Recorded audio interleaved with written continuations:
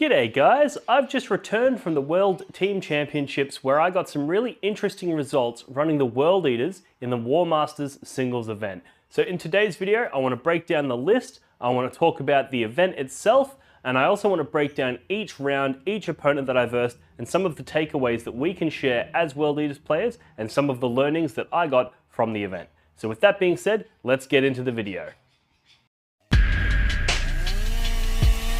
Look for the blood god.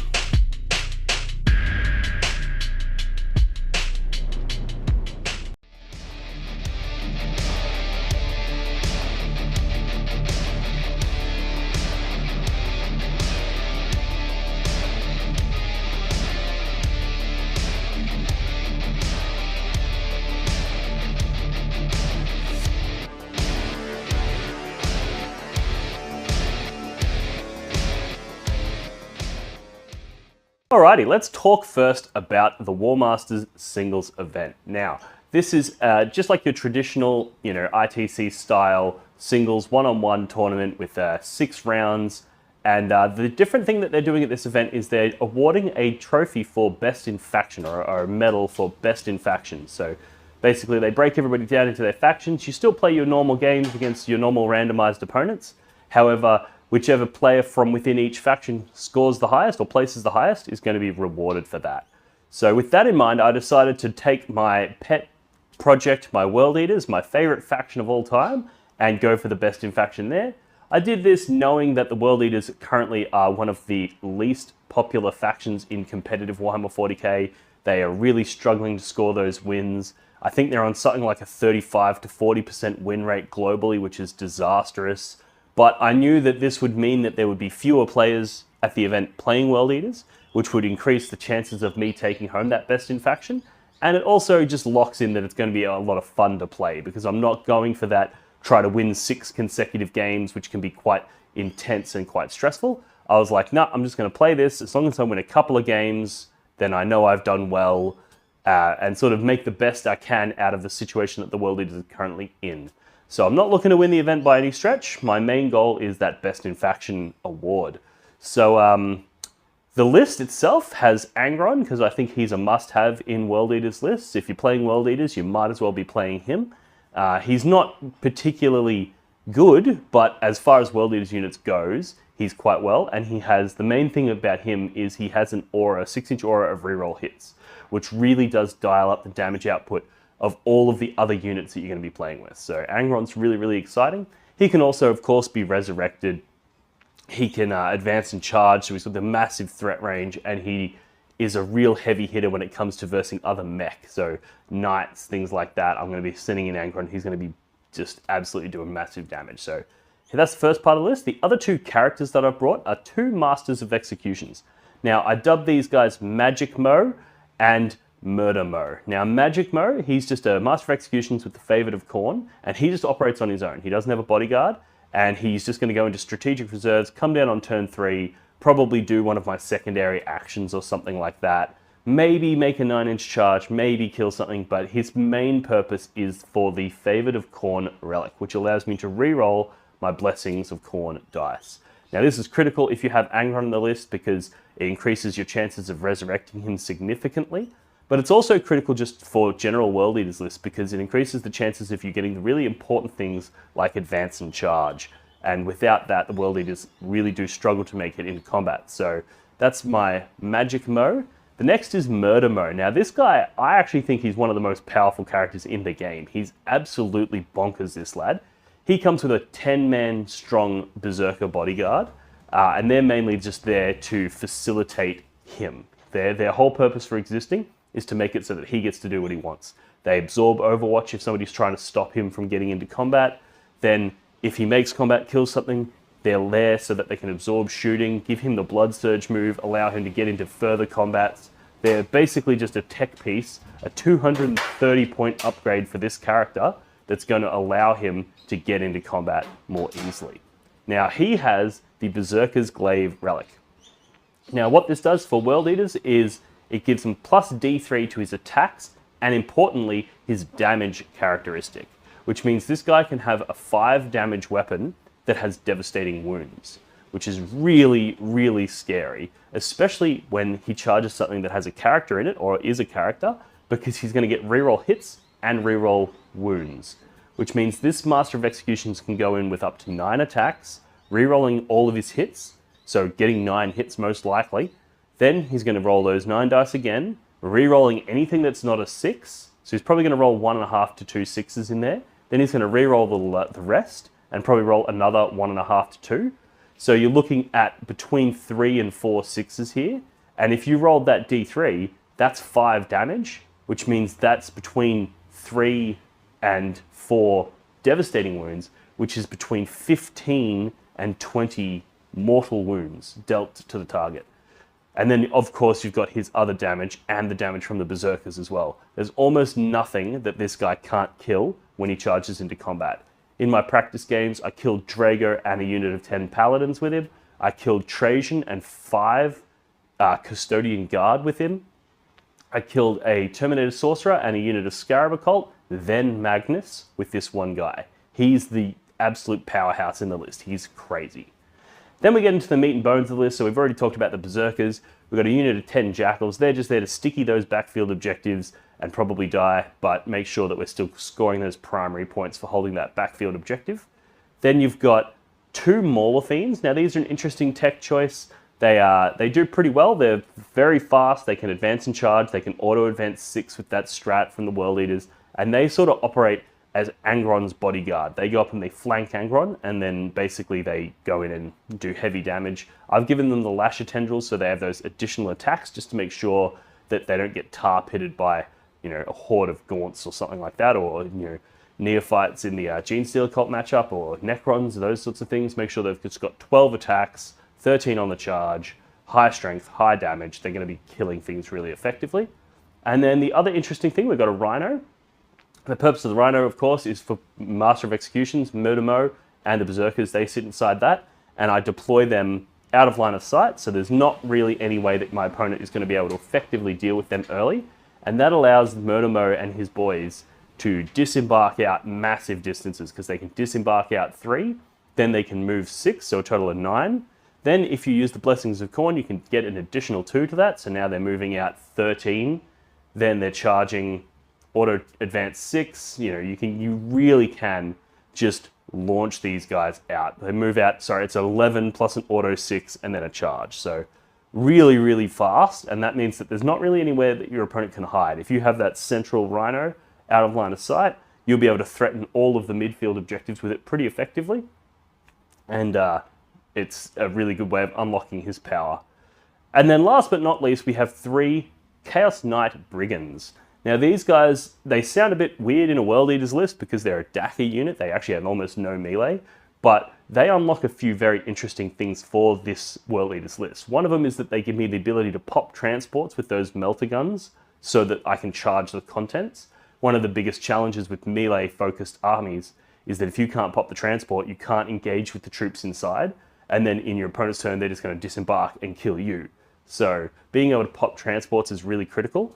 Being able to pick up stragglers without having to go all the way over to them and deal with them is also really important. If there's a couple of small bodies of, you know, maybe there's a couple of Marines left in that unit and then they run away, being able to just go, cool, you're trying to run away, eat Gatling cannon, and they just shoot them down.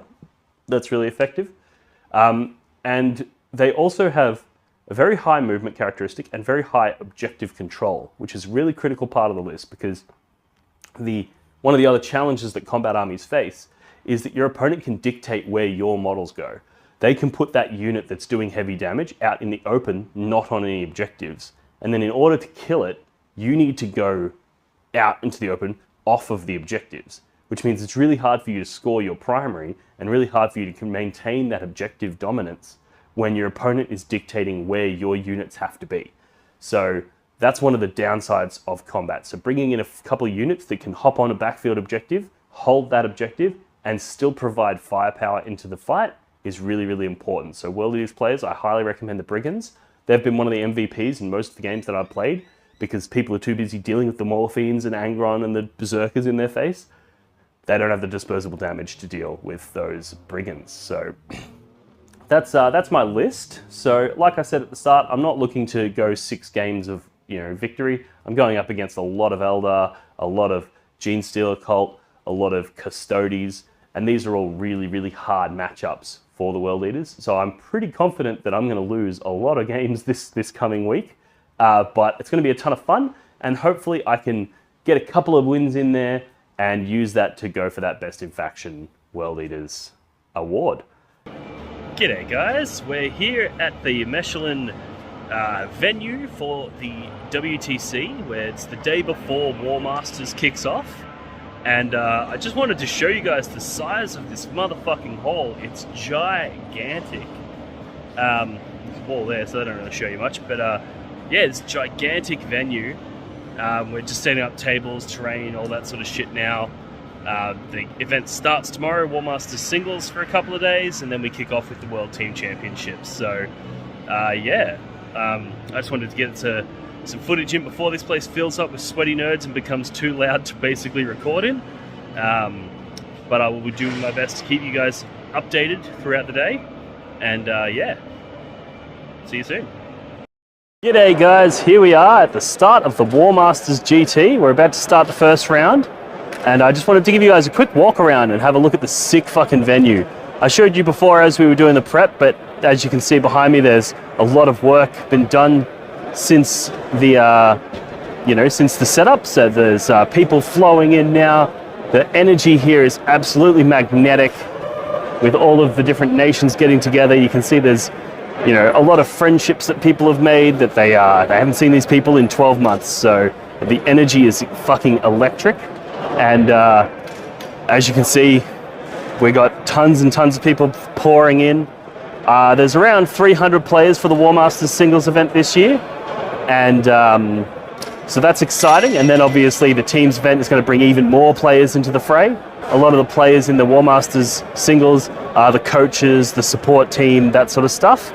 And then the players for the team events, the big dogs, they'll come in, in a couple of days when the Warmasters is done. And yeah, so just a quick update. One of the things that I've recently discovered is when submitting my list for this event, I was talking to some of the players from the previous year, and they were saying that they did Best in Faction awards at the Warmasters singles. So they were encouraging me to run World Eaters so that I could go for that Best in Faction World Eaters. However, what we didn't realize is that updated it this year to include only the 3 factions, Chaos, Xenos, and Imperium. So that means that in order for me to win that Best in Faction, I have to beat all of the CSM players, and all of the Thousand Sons players, and all of the Demons players, because they're all eligible for that Best in Faction Chaos. And there's just no chance that's happening with World Eaters. Like, let's be honest, the World Eaters is really struggling as a faction right now, and going up against those factions that have really high win rates, like really powerful lists, let's be honest, that's just not going to happen. I'm not going to be able to beat those. So depending on how I go in today, I might just have some fun games, fuck around, lose some games, and then depending on how the team's going, I may end up dropping out in order to assist them with their prep and their practice games for the actual World Team Championships event, because that is the main event. This Warmasters singles was just an opportunity. You don't get down to Europe very often to play games, so I thought, why not jump in and play some games with these Europeans and all these international, players. But if the team needs me to focus on the World Team Championships and my role as a coach, then that's what I'll be doing. So I'll keep you updated throughout the event and let you know what the verdict is. But yeah, as it stands, I'm keen as fuck and I'm ready to fuck. So yeah, I'll update you guys soon, and yeah, check back later. Alrighty, let's just have a quick walk around and I'll show you guys around the World Team Championships. So we've got a food court over here. As you can see, they've got sick fucking marketing material everywhere. There's a nice big food court for all the sweaty nerds having their lunch. Then over here we've got like a lounge. There's all these little couches for, sitting and whatnot. Some vendors and stuff. Looks like they're still setting up, but we've got some vendors selling bits and pieces. And we get into of course, the gaming area. But there is one thing, look at the line here, and you'll see what the line is for in a moment. But one of the highlights already I can see for this event is that they have a bar. And you can see Macca, Team Australia player, getting into the beers already. as we do. Yay, how you go, guys? But let's have a walk along and have a look at the tables. You can see that the tables are laid out for the teams format, and I'll show you that in a moment. It's really, really cool layout for a team event. And then as you can see, we've got all this cool WTC style terrain. They really have defined competitive 40k terrain. You can see just nice little touches, like they've got the these banners where you can just, at any stage, if you need the maps, if you need the rules, you can jump in, use your QR code to pull it up. We've got Ben Warrior, Team Australia, Liam Hackett. Who else we got? We've got a bunch of guys set up over there. But this is one of the things that I found particularly interesting and exciting, is you've got color-coded groups of tables with this dedicated pairings table. So basically at the start of each round, Team 1 will set up here, Team 2 will set up there. They'll do the pairings process to identify who's playing against who, and then this grouping is all of these desert-style tables. So there's 8 tables, there's 3 there, 4, 5, 6, 7, and 8. So all of the tables are arranged around this pairings table, which is fucking sick, because it means that this can be the coach's main area of operations, and we're immediately next to each table. So if we are required for anything, we're good to go. And it's really clear what tables you're able to play on, because for example here, this will be 2 different nations playing against each other. They've got their pairings table set up here, and then of course we've got the white tables here, the snow tables. So it's really crystal clear who's playing who and where. We've got some stream tables set up, so make sure you just check that out. We'll see, I might even end up on the streams today, being in the Warmasters single, who knows? And there's just nice touches, like good quality table numbers that are really easy to read. And there's also a QR code on every table, so that when you're playing the Warmasters GT, you can walk up, you can scan it, and it'll tell you how to lay out the terrain. And when you're playing the World Team Championships, you can scan it, and it'll tell you the specific terrain layout for that table. So we can be setting up those tables, getting it ready for the players, while the players take a moment, once they know their pairing, to consider the matchup and think about how they want to attack it, those sorts of things. There's a nice big refreshments station here. It's fucking amazing. Like, the effort that the WTC put into running their events is absolutely next level compared to what you see at least in the Australian events that I frequent. I obviously can't speak for what you Americans and other Europeans do for your tournaments, but I'm thoroughly impressed at the quality of, administrative effort that's been put into this event. I'll see if I can get up there and get a view from up at in the offices up there. That could be a cool little view of the event space. I'm getting heavy TARDIS vibes from this roof, but that's cool. And yeah, all right guys, I'm gonna go see the rest of the team, check in with them, and then get ready to jump into the Warmasters GT, and hopefully we get some big wins with the World Eaters. I'm not holding my breath, but you never know. Depends on if I can dodge the Eldar and the Gene Steel Cult, the Thousand Suns, the Knights, the Custodies. If I can dodge 90% of the field, I should be fine. But yeah, all right guys, I'll check back with you soon.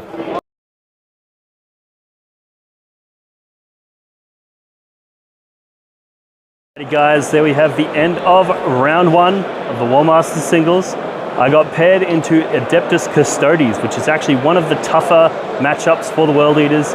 He had a lot of access to fights first. He had a really good profile into me, and he had a really hard profile for me to crack with those 4-up invulnerable saves, the high toughness, the high armor saves, etc. So it was a really bloody game. It was fucking epic. The end result was a 11-9 loss to me. So I lost the game, but it was very close, very fucking close. Highlights were when Angron resurrected. So the Custodes player, I forget his name again, I couldn't even pronounce it the whole game, I felt real bad. But he got first turn, and then basically what happened is I went in, he basically moved up into the center, and then I just hit him with everything I could. I did a fair bit of damage, not quite enough. He killed Angron in that first turn, in that second turn, sorry. But then because he went first, I was able to resurrect Angron at the start of the battle round and then rapid ingress him in my opponent's turn and then go in and hit him again with more damage. So that was a real good highlight. Master of Executions with the Favourite of Khorne, no, the other one, the Master of Executions with the Berserker Glaive.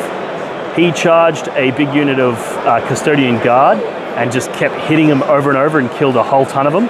Didn't quite kill the unit, but he pretty much single-handedly killed like 8 of them. And because he had that big unit of Berserkers with him, he was able to fight multiple times. So I was able to charge them, fight, killed a bunch of them, then they fought back, killed almost all of his Berserkers, but there was still a couple left.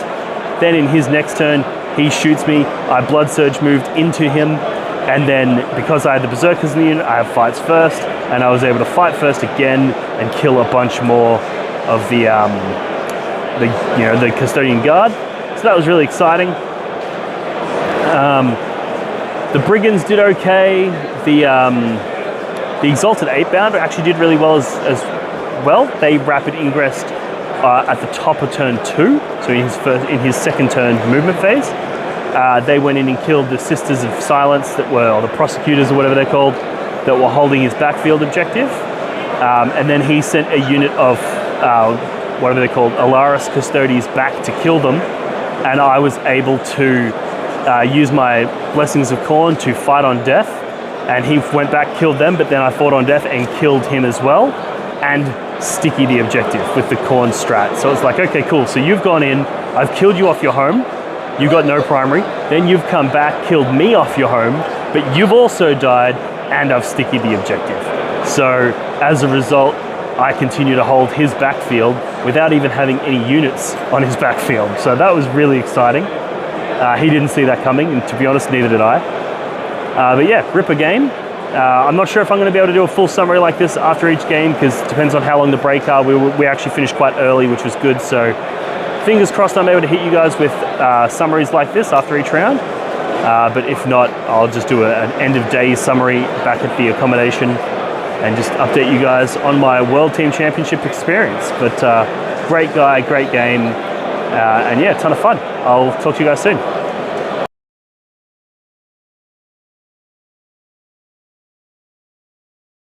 Alrighty guys, there we have the end of round 2, Warmasters GT. I got paired into Norway's Necrons player. His name was Kettle. I couldn't pronounce it, and he told me to just call him Kettle. It's like KJ something, this gorgeous Norwegian name.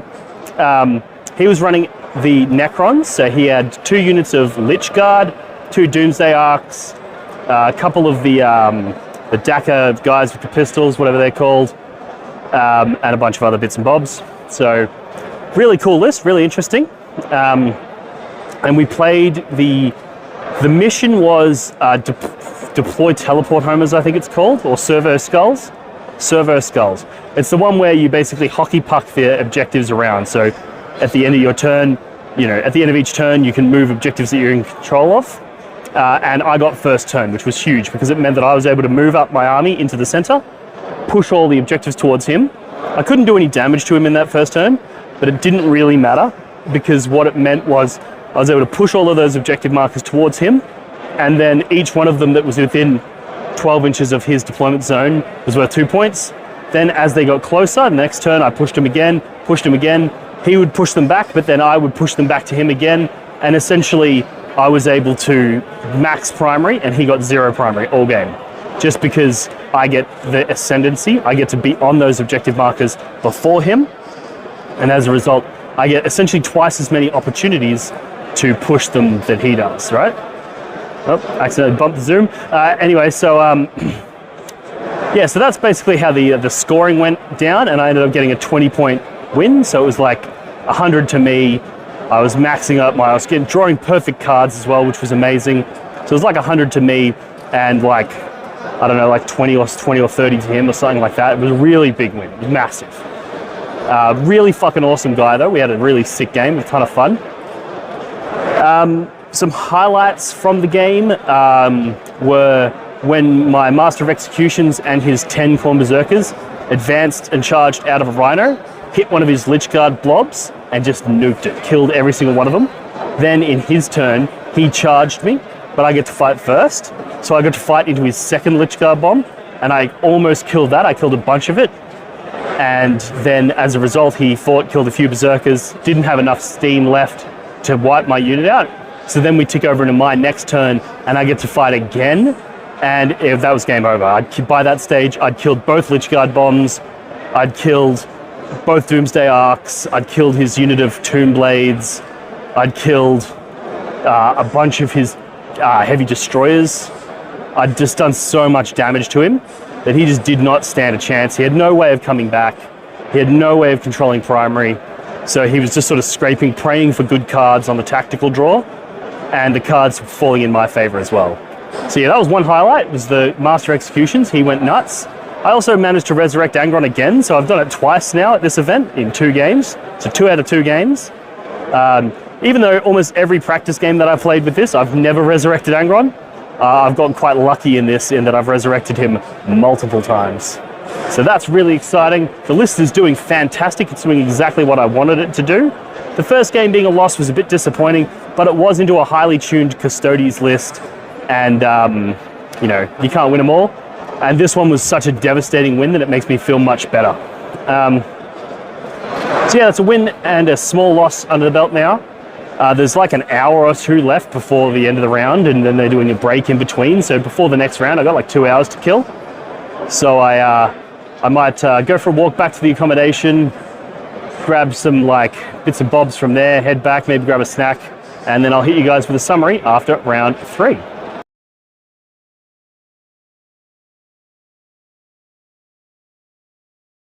G'day guys, so that's the end of round 3 for me. Very interesting game into the New Zealand player, John, and he was running Tyranids. So his list was a couple units of gargoyles, a bunch of big bugs, so 3 exocrines, a Tyrannofex, a whole ton of Zoanthropes, a bunch of lictors, that sort of stuff. A really cool list, a really, really great guy. However, it was a relatively unfortunate game. So basically what had happened is I got first turn. We were playing the mission where you can spawn objective markers, and we had scramble fields as the mission rule. So basically you can't deep strike on objectives, you can't scout move or infiltrate onto objectives, that sort of thing. So he deployed a bunch of stuff. I deployed real conservative, so he couldn't shoot me or anything like that. And then I got the first turn. So I drew my cards, I drew Assassinate and Engage on all fronts, and he had Death Leaper sort of roughly central in his deployment towards the front. So I basically realized that I could get both of those cards if I launched my Berserkers out of their Rhino and charged. And that would kill the Death Leaper, then I'd be able to consolidate into his, basically right in front of his army in the center of his quarter, which is obviously going to be really strong. And so I did that, charged in, failed to kill the Death Leaper, so I basically had him wrapped around with Berserkers. It was ridiculous luck on his Feel No Pains and stuff like that. I had to remind him of his Feel No Pains a couple of times, but that was fine. And then we went into his turn 1. And in his turn 1, he basically did his movement phase, forgot to move the Death Leaper, so he was basically going to be stuck, not able to shoot the Berserkers. So he went to declare a shooting. I was like, hang on mate, before you do that, make sure you fall back with your Death Leaper as you discussed in the previous turn. And he's like, oh fuck, thanks man. So he goes to falls back, passes his Desperate Breakout check, so he doesn't die, and as a result the Death Leaper's alive, Berserker's in his midfield. He goes into his shooting phase and he basically shoots a Pyrovore at the Berserker unit, kills one of them, and then I Blood Surge moved and basically tagged all of his Daka before it got to shoot. And all of it is blast, so none of it was able to shoot into the Berserkers, and I basically just tied up his entire gun line. And at that point he conceded, which was really unfortunate. So we discussed at the start of the game the Berserkers with their Blood Surge move, because Carnifexes have the same thing. So I was like, oh, just remember these guys, they Blood Surge move, you know, you kill one and I get to move D6 inches into you and I just basically tag your whole line. And we had a big good discussion about it at the start of the game, but then unfortunately he forgot. And we got into an interesting conversation where it was like, well, am I obligated to remind him, even though we'd had the discussion at the start of the game? So it was real unfortunate, because it was like, if we do it, it feels bad for him, right? Because he doesn't get to do his shooting, he doesn't get to do any of his stuff. But if I let him take that back, it's like, well, now my one trick in my army, the one thing that my army can do, I'm not able to do, because every time I have an opportunity to do it, I let my opponent take that back, and then he just shoots the berserkers and kills them all, or he just doesn't shoot the berserkers at all, he just shoots everything else. And it's like, I would never get to use that ability if I reminded my opponent every single time they shot. So it was like, it was a catch-22, so we ended up getting a referee over and being like, what do you guys want to do? And I was like, I'm happy to abide by whatever they say. If they say give him the take back, then I'll give him the take back. No hard feelings. But if they say, no, it's reasonable, then it's reasonable. And yeah, they ended up saying, yeah, no, it's reasonable. You just had the discussion at the start of the game. It's fine. You should have, remembered. And, it's not your opponent's responsibility to make sure that you remember everything. So, yeah, so we shook on it, and he conceded. And then basically, because he conceded, he didn't get to play out any more of his turns. He's just gone outside. And me and the referee played out the rest of the game, which resulted in me getting a 20-point win. So 20-0. And so that's another big win on the board for the World Eaters. So I think if he didn't concede and he continued to play out the game, it would have still been a big win for me. Probably would have been more like a 15-5 using the WTC scoring, because the differential. Because basically I had tied up his entire gun line, so he wasn't going to do any more damage that turn. He doesn't have the melee capacity to dig himself out. And then the berserkers were just going to roll him up, and then Angron was going to jump in, and the Maulafines were going to jump in. Everything was alive, and there would have been this big punch on in the middle. He would have still scored a ton of his secondaries, but I would have decimated his ability to score primary, because I would have just killed everything that was on the table. So it was unfortunate. I'm going to go have a beer with the bloke now and just chat about it, because I want to make sure there's no bad blood. He shook my hand. He was happy with it. He was like, no bad blood. He just felt like he'd been, he'd made a huge mistake that he needed time to emotionally recover from, I feel, which is completely understandable. And I think a couple of beers are in order to make sure that we're all good. So I'm going to go have some beers with the bloke. But that is the end of day one, round 3. 2 20-point wins and a 9-point loss. So I actually feel like that's a pretty good showing for the World Eaters, if I do say so. Yeah, we'll see if I can keep up this momentum in day 2. So thanks for tuning in. I'll talk to you guys tomorrow.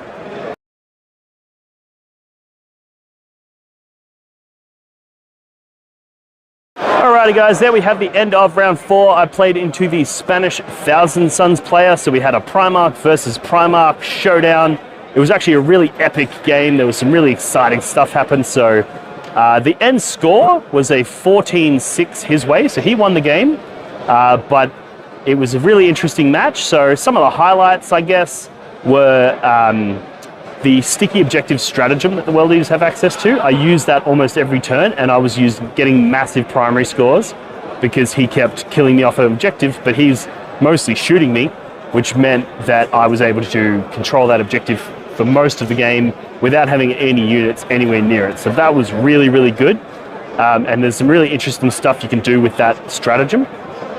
And then the other really interesting thing was the Master of Executions. Again, he is such a game-winning piece. Even though I didn't win the game, he was the one that did like 80% of the damage. If anything, I think he was the only thing that really did any damage. So basically, he teleported up his Scarab Occult early in the game and tried to shoot my Jackals off an objective. And I'd stickied my home objective and then moved up into the midfield onto another objective. So when he killed me, I stickied that one as well. So basically, I'd stickied 2 objectives with those Jackals, so they were amazing. And then in my turn, I was able to disembark out the Berserkers and Master of Executions from the Rhino and charge those Scarab Occult, and Master of Executions wiped out the whole unit. So it took the Berserkers as well, but massive damage there. Really, really exciting. So he did that, and then basically they consolidated onto an objective. And then in his turn, he moved everything up, and he moved himself to, he was like, I don't know, 7 or 8 inches away from the Berserkers. It was like 8 inches away, because I told him about the Blood Surge move at the start. So he's moved up, he's made sure he's as far away as he could have been from those Berserkers, but also within line of sight, with Ahriman and a big unit of Rubrics and Magnus. And then basically he shoots with Ahriman's unit, kills like 4 Berserkers. I Blood Surge move, rolled a fucking like a 4, moved up right next to him, Then he shoots me again with Magnus, kills like 2 more, and then I Blood Surge move again and tag Ahriman's unit. And now I'm in engagement range with Ahriman. I fight first because I still have Berserkers, and I killed Ahriman and a big unit of Scarab Occult. So this one Master of Executions has killed 2 characters and 2 big bricks. And then in his turn, he's like, what the fuck? So he charges in Magnus, and then I fight first into Magnus and nearly killed him. Then Magnus fought and killed everybody except for the Master of Executions. So now we've just got the Master of Executions versus Magnus, but we're about to go into my next turn, and he's going to be able to strike me first. So I used my Blessings of Khorne to get fights on death on a 4+, rolled the 4+, and fought on death when he killed my Master of Executions with Magnus, and I nearly killed him there as well. So he had 3 wounds left, I think, so very, very close to having the Master of Executions kill 3 characters. Magnus was one of them, and a unit of Scarab Occult, and a unit of Rubens. So this guy, I'm actually going to redesign the list going forward, and it's going to be all about making sure that everything facilitates him. You know, fuck Angron. Angron was garbage. So in this game, one of the problems with Angron was he kept targeting Angron with an ability that halves movement, halves advances, and halves charge rolls. So Angron was just so slow. He never made contact with anything. He was good in the way that he bullied him around. Like, I moved towards an objective and he knew that he had to move away from the objective and then halve my movement and all that sort of stuff. So he was effective in that sense, but he just did no damage all game, which really sucked. When you've got a quarter of your army, because you know, Angron's a 5th of your army essentially, doing nothing all game, that's bad, you know. The Brigands were pretty underwhelming as well. The OC on them was good, but it didn't really come into play too much. The main thing was the Mauler Fiends sticking those objectives when they died. That was the main thing, because I was spamming that stratagem. I used it multiple times. So yeah, really interesting game. Disappointing that I got that loss, so now I'm on 2 losses, 2 wins. But my losses were not disasters, and my wins were disasters for my opponent. So I think we're looking pretty good. Hopefully I can dodge Eldar again, because now I've had Thousand Sons, I've had Custodes, I've had Necrons, and I've had Thousand Sons, Custodes, Necrons, and Tyranids. So no Eldar, no Gene Stealer Cult yet. So if I can keep that up, I might keep getting some wins on the board, but we'll see how we go. I will talk to you guys soon with the next update after round 2. I'm going to go grab some lunch. So cheers.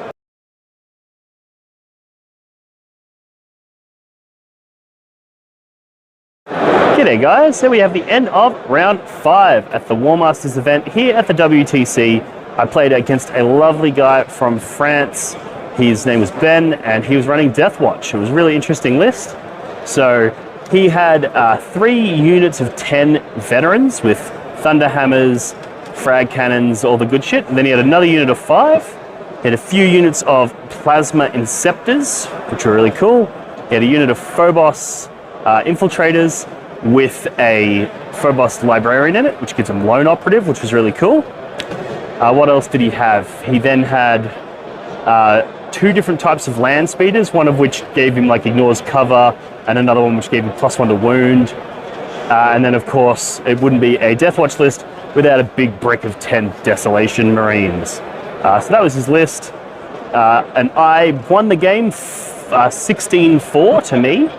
And once again, I know you guys are probably sick of me saying it, but the Master of Executions with the Khorne Berserkers was an absolute showstopper. He did so much damage. He killed essentially killed 3 kill teams on his own. Absolute maniac. And it was all because of the Blood Surge move. Now, once again, I spoke to him about it at the start. He knew about it. He played around it. He was on top of it. But there were some situations where that Blood Surge move, there was nothing he could have done. So, for example, on like turn 4, I think it was, he had planned, I had one of my War Dogs in the center of the table on the central objective. And he had planned to do this big charge with his last remaining kill team to hit that War Dog. So he moved over, was like 9 inches or 8 inches away from them going for the charge, and then he shot at the Master of Execution, who was ages away. And he's like, oh, you're not going to Blood Surge into me, you're ages away. And I'm like, yeah, no, fine. So he shoots. I rolled a 6 for my Blood Surge move, which allowed me to move really, really close. And then when he charged the Brigand, the War Dog, I was able to heroically intervene with the Master Executions and the Berserkers into the kill team, and then because I have always fights first, I got to fight before him and absolutely fucking minced his unit. So there was situations like that where the Blood Surge move didn't necessarily get me into the combat, but it facilitated a sequence of events that allowed me to get into the combat. So that Khorne Berserker unit with the Master Executions was fucking absolutely amazing, and I will immediately be writing more into my lists, because even the one that doesn't have the relic for the upgraded weapon, he still gets to do all the cool tricks with the Blood Surge move, the heroic intervenes, the fights first. He still gets to do all of this cool stuff. So very, very cool unit. Angron was also absolutely clutch in this game, where basically he got first turn and he basically kept everything cagey, kept everything hidden, so that my brigands weren't getting any value. And then in my turn, I basically just bum rushed everything into the middle. And I was like, you're going to kill a lot, but you're not going to kill everything, right? He dropped his Desolators down, killed like a Mauler Fiend. He charged a bunch of stuff, killed a Brigand, but he left Angron alone. And his theory was that he was going to get another shot at killing Angron later. But what he didn't realize, and I did tell him at the start, but what he didn't realize is that Angron can essentially move 22 inches if you use your Blessings of Khorne. So he's got a 14-inch move. You can get +2 to that from your Blessings, and then you can get Advance and Charge from your Blessings, and then you can auto-advance him 6 inches, so that's 22 inches worth of movement, and he has Fly. So I just flew over his kill teams, flew over his Phobos guys, and charged the Desolation Marines and killed them all. So now I've killed all of them. At the same time, the Master of Executions has jumped out, and he's charged and killed the kill team. So I've killed the kill team, I've killed the Master of the Desolators, I've killed a whole bunch of stuff, and at that stage he was just like, I've practically lost. You know, so we played it out, of course, and he scraped a lot of points. He did a really good job, but after losing those big things, he now had no way of dealing with Angron. He had no way of, getting around that, and he was really struggling to find an answer to the Master of Executions, because the rest of his damage was kind of chip damage. It wasn't massive, like, explosive damage like the Desolation Marines have, and as a result, that he was just getting Blood Surge moves all over the place. So yeah, it was a really interesting game, really good bloke. And we've got one more round, one more game before we call the Warmasters event done and dusted. So I'm currently on 2 losses and 3 wins, which is a pretty standard showing for me in a 5-round event. We'll see whether or not I can make a win out of this last round. I've been very lucky to dodge Eldar so far in this event, and GSC. So we'll see. Wish me luck, and let's hope that I can continue to dodge them. And if not, I guess we'll see what happens when I face the big dogs. But yeah, I'll talk to you guys soon. Cheers.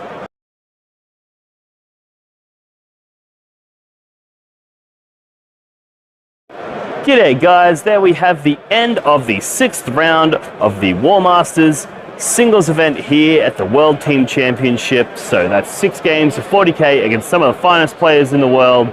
I had an absolute blast. That 6th round was into another Thousand Suns list. So we had an Angron versus Magnus showdown for the 2nd time this event.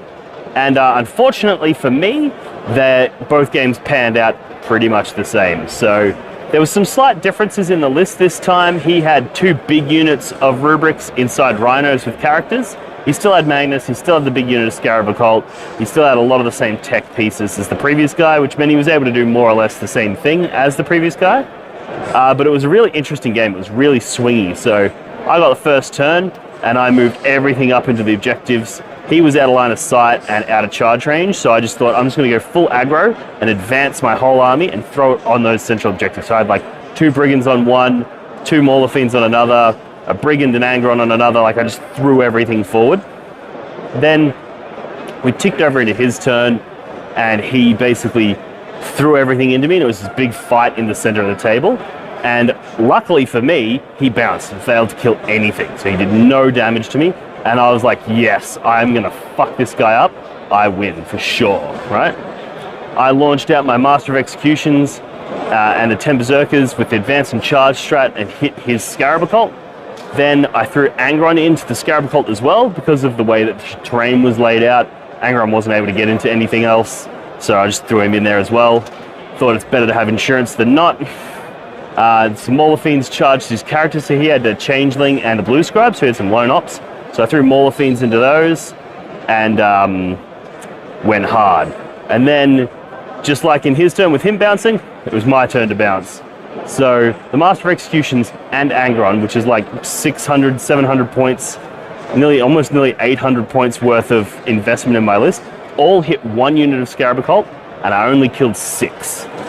So Master of Executions whiffed, didn't roll any devastating wounds, and then even with the reroll wounds, and then basically he just tanked it on 4-up invulnerable saves, tanked all of Angeron on 4-up invulnerable saves, and as a result I just killed fuck all of them. And that meant that then in his turn he was able to teleport them out with the Dark Matter Crystal and then drop them in and then do a bunch of damage. He killed Mauler, he killed Brigands, he killed Angeron, he killed the Berserkers, he killed everything. And then I was like, okay, I'm now completely out of steam. I've got no real pieces left that are going to be able to do any damage. So that was real unfortunate.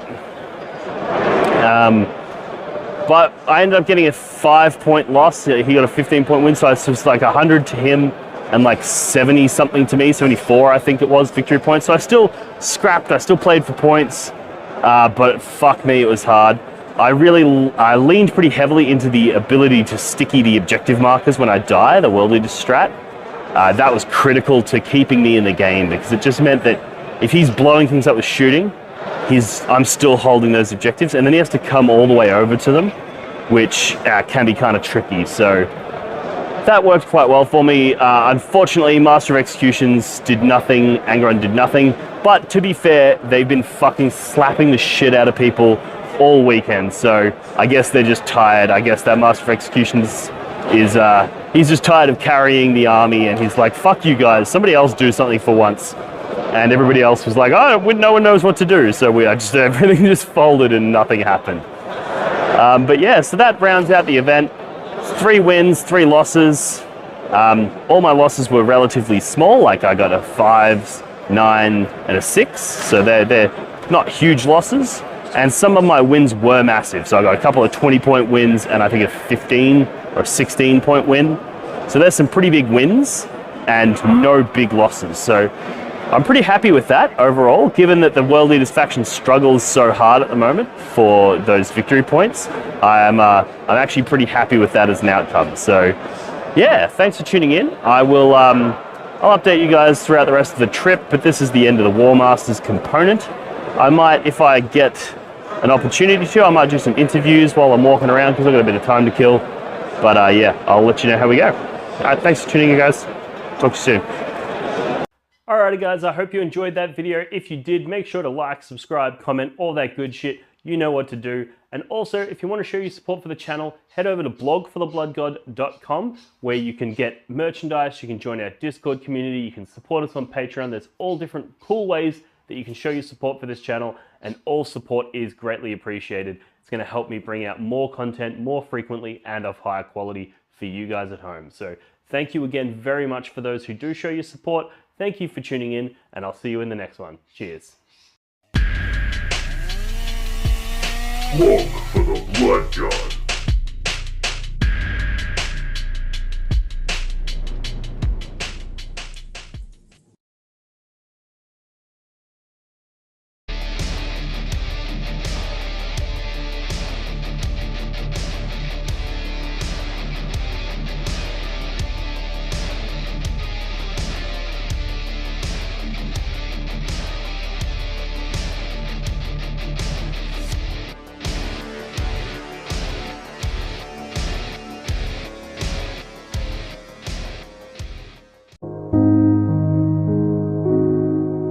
The Warhammer community suffers from some of the most prohibitively expensive essentials in the world, especially Australian content creators.